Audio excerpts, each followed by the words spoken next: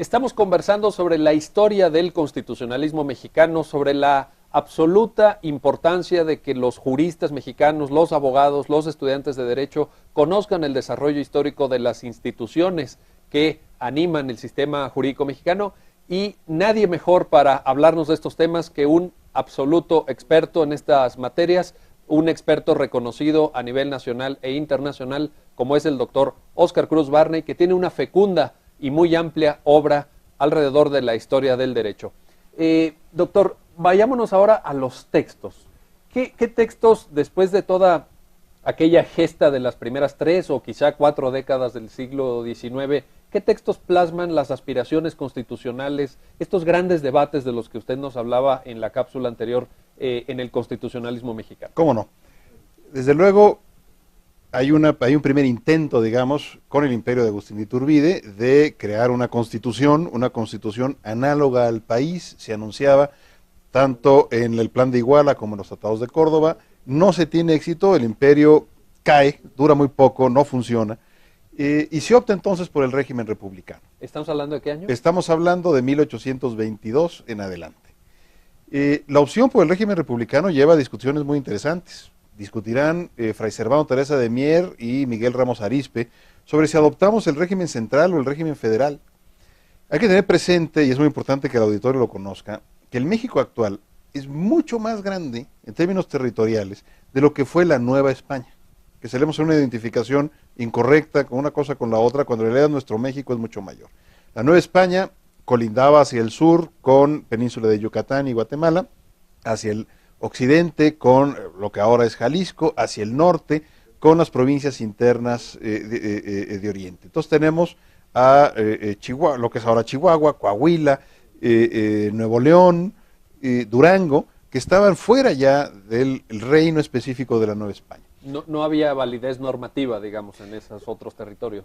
Sí, lo que, si bien estaban todos bajo un mismo régimen, lo que eran es que eran entidades políticas independientes, separadas, coordinadas, tenían que tomar propias decisiones porque estaban muy lejos además.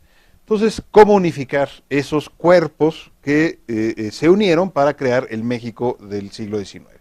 Por eso optó por el federalismo, más que por el centralismo, para darle sentido a esa unificación. Aunque sí hubo un debate. Desde luego, hubo un debate muy importante, lo que decía Fray Servando Teresa de Mier es, los mexicas o los aztecas fueron centralistas, el virreinato fue central, bueno, pues no nos hagamos locos, sigamos siendo centralistas. El caso de Miguel Ramos Arizpe planteaba precisamente el tema de las intendencias, por un lado, de los esquemas provinciales y cómo darle sentido a esa unión. Se opta por el esquema federal y se opta por una constitución que va a tener serios problemas de diseño institucional. ¿Estamos hablando de qué constitución? La primera constitución de octubre de 1824. Nuestra primera constitución federal, primera constitución republicana, un texto constitucional que, por ejemplo, no contiene poderes de emergencia.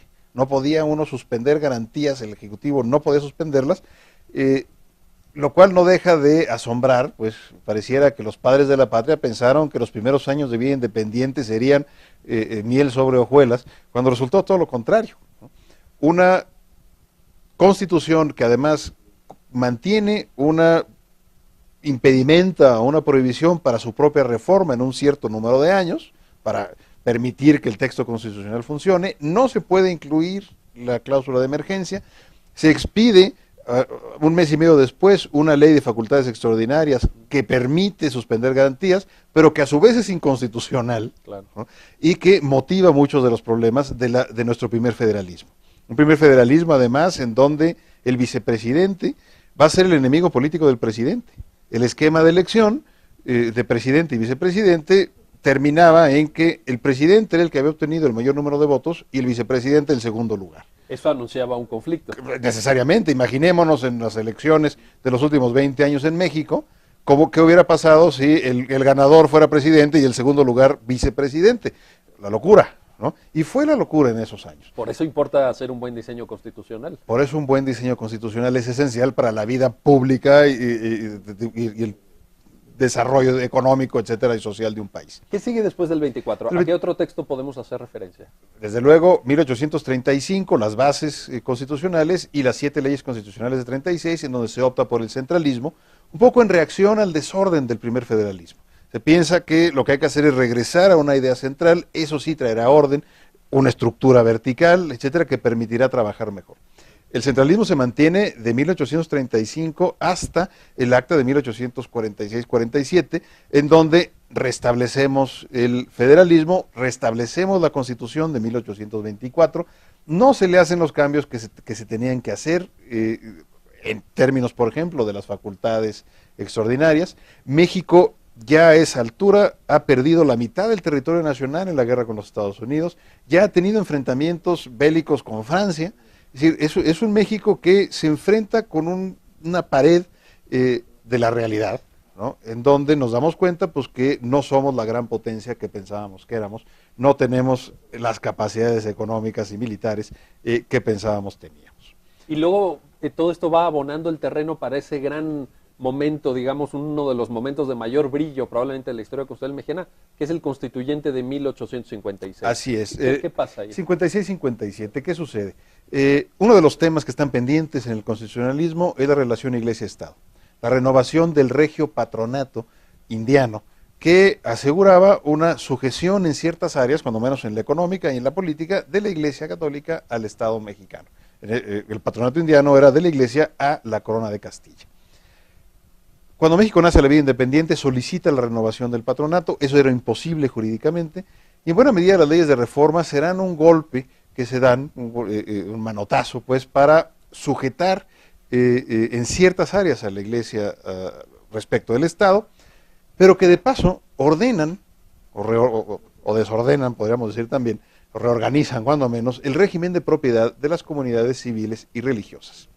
La semilla de la Revolución Mexicana de 1910 se siembra precisamente con las leyes de reforma en lo que tienen que ver con el diseño del ejercicio de la propiedad. Comunidades indígenas que eran autónomas, que eran, es decir, en términos económicos, que tenían capacidad de defensa, se ven forzadas a vender las tierras comunitarias y nace todo este esquema de explotación a través de las haciendas, en donde el peonaje, las tiendas de raya, etcétera, que estallarán 60 años después con la Revolución de 1910. La Constitución de 1857 en ese sentido será la máxima expresión del pensamiento liberal mexicano, una Constitución que va a ser muy difícil gobernar con ella, porque es la primera y única Constitución que plantea un poder legislativo unicameral. Desaparece el Senado. Desaparece el Senado, hace tremendamente difícil para el Ejecutivo trabajar con el poder legislativo y lleva a la emisión de un segundo texto constitucional que será el Estatuto Orgánico Provisional de la República de 1858 con Félix Zuluaga. Un texto constitucional desconocido hasta hace unos pocos años, hasta 2008, en que aparece el texto, si existía, no, se pensaba que no se había hecho nada, un texto que diseñan el grupo conservador después de haber dado un golpe de Estado en donde Félix Zuluaga e Ignacio Comonfort desconocen la Constitución de 57 con la idea de hacerle reformas y ofrecen un estatuto provisional que permitiese funcionar. Se expide en 58, no llega a entrar en vigor, si bien está elaborado y firmado por el Consejo de Estado, y se inicia un periodo muy complicado, donde tenemos una Constitución del 57 vigente en el México federal liberal, tenemos esfuerzos del grupo conservador para organizarse y ordenarse, dominan la Ciudad de México, por ejemplo, y otros estados, restablecen el centralismo, y llegaremos posteriormente al Segundo Imperio Mexicano. Segundo Imperio que tendrá también su propia constitución, un estatuto del imperio hacia 1865, grandes esfuerzos de organización territorial y jurídica se dan en el imperio, cae el imperio y se restablece en su plena vigencia la Constitución de 57.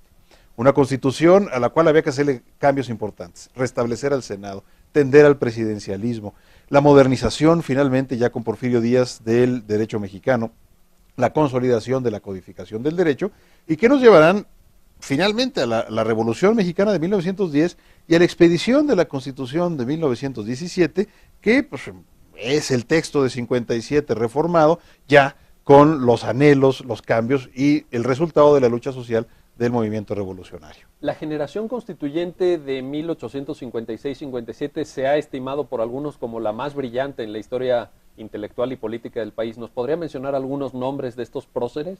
Mire, en la Constitución 57 o en la participación en la redacción del texto constitucional del 57, participa pues la crema innata del pensamiento liberal mexicano.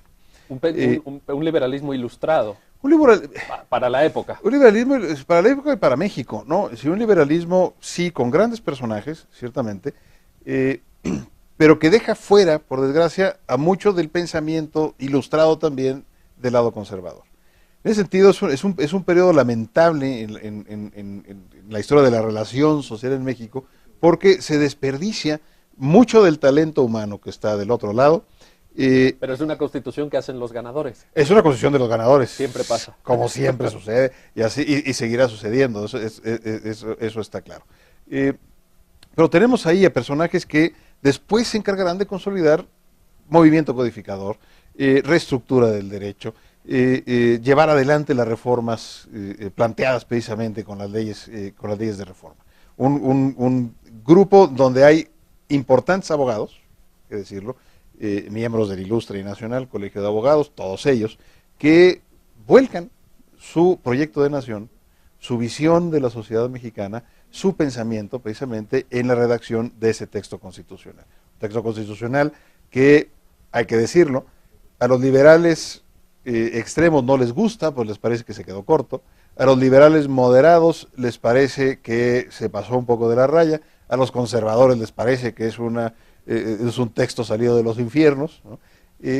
Por lo cual es una constitución que tiene que sufrir ajustes y que los va a ir sufriendo durante el resto, digamos, del siglo XIX hasta la revolución de 1910, donde se le hacen ajustes importantes en materia de derecho social, en materia de derecho agrario.